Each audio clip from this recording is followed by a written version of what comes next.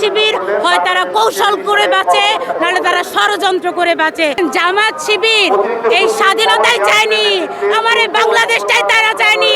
1971 সালে তারা ঘর থেকে আমার মায়েদেরকে, আমার বোনদেরকে নিয়ে হানাদার বাহিনীদের কাছে তারা তুলে দিয়েছে।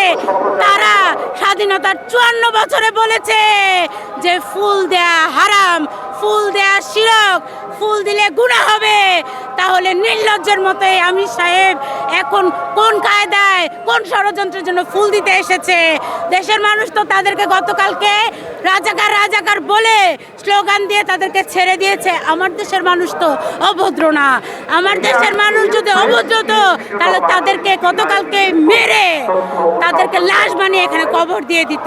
কারণ তারাই তো বলেছে ফুল দেয়া শিরক, গুনাহ হবে। তাহলে ফুল দেয়া হালাল হয়ে গেল, এখন আর গুনাহ হবে না, তাই না?